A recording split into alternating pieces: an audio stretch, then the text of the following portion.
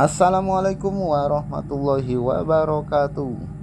Selamat pagi, salam sejahtera untuk kita semua. Apa kabar para sahabat YouTube dimanapun Anda berada? Semoga semuanya baik-baik saja, sehat walafiat, tak kurang satu apapun, lancar rezekinya, amin ya robbal alamin. Kembali lagi dengan channel YouTube Sawit dan informasi mengenai harga sawit juga harga CPO.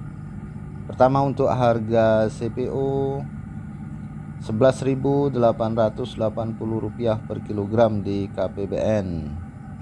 Kemudian untuk harga TBS sawit di salah satu PKS di Merangin, Jambi, Rp2.240 per kilogram. Kebijakan pungutan sawit dan BK ibarat lonceng kematian industri sawit nasional. Info Sawit Jakarta.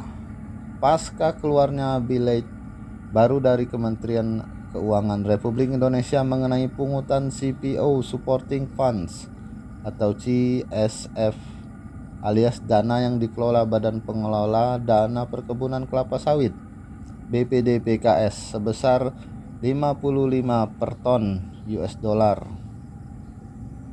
dengan referensi harga 670 US dollar. Sebelumnya industri minyak sawit juga mengalami penekanan kembali akibat pengenaan bea keluar atau BK yang berlaku progresif. Regulasi yang diterapkan Kementerian Keuangan Republik Indonesia secara nyata kian memberatkan industri sawit nasional. Pasalnya pandemi COVID-19 yang melanda dunia dan Indonesia juga menyebabkan perekonomian nasional terpuruk. Kendati industri sawit nasional memiliki ketahanan yang lebih baik, seharusnya justru mendapatkan keuntungan pemerintah supaya bisa melaju melesat. Menurut pengamat industri minyak sawit Indonesia sekaligus Pimret Info Sawit Ignatius Eri Kurniawan, keberadaan regulasi yang kian memberatkan industri minyak sawit nasional akan berakibat melemahnya daya saing industri. Lantaran minyak sawit asal Indonesia juga harus bersaing dengan minyak nabati lain yang diproduksi dari berbagai negara di dunia.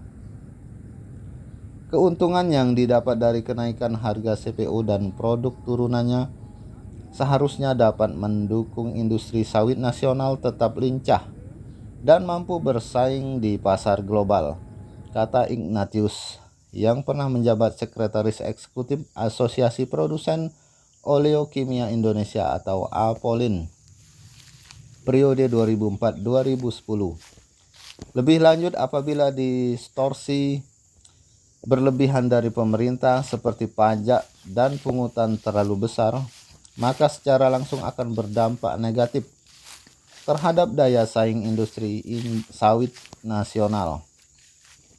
Dengan komposisi kepemilikan lahan perkebunan kelapa sawit yang sebesar 42% lebih dimiliki petani kelapa sawit, tentu saja pengenaan pajak dan pungutan CSF yang terlalu besar akan menyebabkan harga jual TBS ikut tertekan. Belum usai tangisan petani akibat murahnya harga beli TBS selama 2 tahun terakhir ini, petani kelapa sawit otomatis akan kembali mengalami kerugian. Ujar Eri yang saat ini sedang menyelesaikan studi master agribisnisnya di Institut Pertanian Bogor atau IPB. Seharusnya keberadaan regulasi pemerintah memberikan dukungan penuh bagi industri minyak sawit supaya tumbuh dan berkembang, bukan melemahkan daya saing nasional dan global. Jika daya saing kian melemah, maka keberadaan minyak sawit akan terus mengalami penurunan, kendati permintaan akan minyak sawit mengalami fluktuasi. Kementerian Keuangan Republik Indonesia harus bijak melihat persoalan industri sawit secara holistik dan tidak boleh mengorbankan industri perkebunan kelapa sawit yang sebagian besar dikelola petani kelapa sawit, ujar Ignatius lebih lanjut. Jika regulasi ini segera diterapkan bulan ini, maka harga CPO dan produk turunan akan mengalami penurunan harga kembali dan akan merugikan jutaan petani kelapa sawit, bahkan pemerintah sendiri. Baik para sahabat YouTube dimanapun Anda berada, demikian info harga sawit juga harga TBS dari sawit, dan kali ini mohon maaf jika ada salah kata atau salah ucap.